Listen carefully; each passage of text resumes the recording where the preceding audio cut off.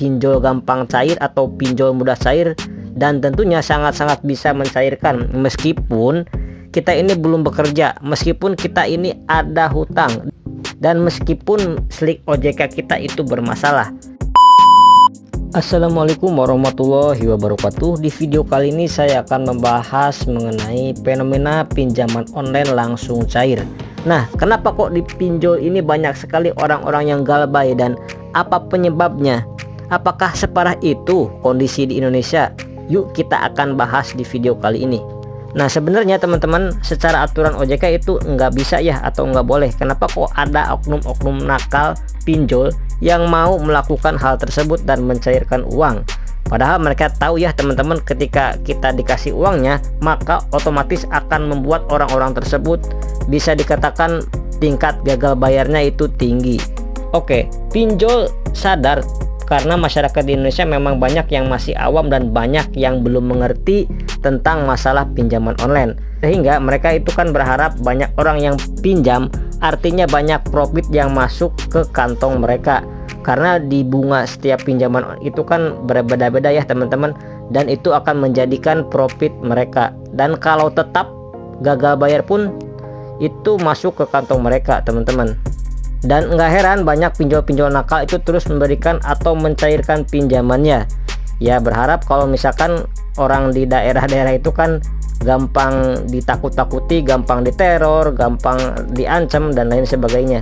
Itu sampai mereka itu menjual sawah, menjual properti, menjual aset dan lain sebagainya untuk hanya bisa membayar pinjol dan bunga-bunganya itu. Nah, jadi itu ya teman-teman fenomena yang mungkin harus teman-teman ketahui, harus teman-teman pahami.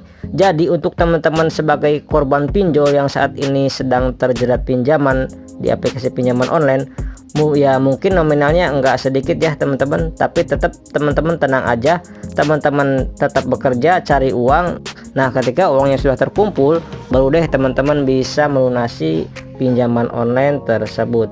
Untuk teman-teman yang mempunyai pengalaman, silahkan teman-teman sharing-sharing informasinya di kolom komentar. Nah teman-teman, kita akan bahas mengenai masalah gagal bayar aplikasi Akulaku. Kok bisa sih otomatis lunas? Terutama untuk teman-teman yang saat ini gagal bayar atau telat bayar di aplikasi Akulaku.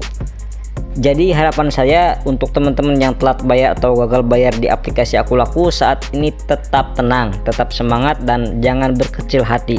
Insya Allah semua akan baik-baik aja. Insya Allah nggak akan terjadi hal buruk apapun. Amin amin ya robbal alamin. Nah, ini ada komentar ya di salah satu channel saya. Nah, beliau itu bilang teman saya itu auto lunas setelah 1 tahun lebih pinjaman di Akulaku ya. Jadi itu si temennya itu telat bayar ya teman-teman, ya istilahnya kredit macet lah di aplikasi Akulaku. Dan setelah itu hokinya lagi dia minjam uang itu di ACC kembali ya teman-teman. Jadi itu sudah telat atau gagal bayar di aplikasi Akulaku sudah lebih dari 1 tahun teman-teman.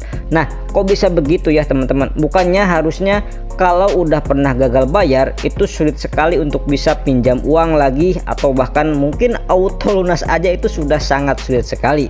Dan benar-benar ya mungkin teman-teman beruntung dan rezeki teman-teman, utang teman-teman itu dianggap lunas. Jadi mungkin Akulaku tutup buku, atau mungkin ya hutang teman-teman itu diganti sama asuransi. Itu bisa jadi kemungkinannya seperti itu ya teman-teman. Tapi kan itu kan perbandingannya mungkin 1 dibanding 1000 ya teman-teman. Jadi ya dari sekian banyak orang mungkin 1 orang yang dilunaskan seperti ini. Kenapa hal ini terjadi? Jadi ketika kita atau mungkin hal-hal seperti ini terjadi, ya kita nggak bisa tahu apakah kita bakal auto lunas atau enggak ya, karena gini lah teman-teman ya, kenapa kok hal itu ada yang bisa dapat lunas meskipun belum bayar? Biasanya karena ya Akulaku tidak mau datanya jelek, ataupun tingkat orang-orang yang gagal bayar lebih dari 90 hari itu semakin hari semakin banyak.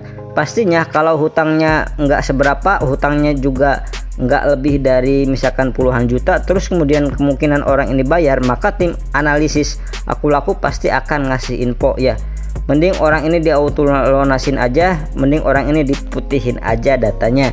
Itu bisa jadi, karena ya kalau enggak bayar, selain rugi uang, aku laku secara data juga rugi secara performa ya teman-teman. Jadi gini ya, di mata OJK aku laku jadi jelek karena akan ada indikator TKB 90 ya. Jadi tingkat gagal bayar di lewat 90 hari seperti itu ya teman-teman. Terus ada beberapa indikator lain yang kalau mungkin kalau makin banyak yang gagal bayar, terus kemudian durasinya makin lama, makin jelek, juga performa dari aplikasi pinjol tersebut itu akan mempengaruhi ya teman-teman. Sekian dulu di video kali ini, mudah-mudahan informasi ini bermanfaat untuk teman-teman semuanya. Saya pamit, wassalamualaikum warahmatullahi wabarakatuh.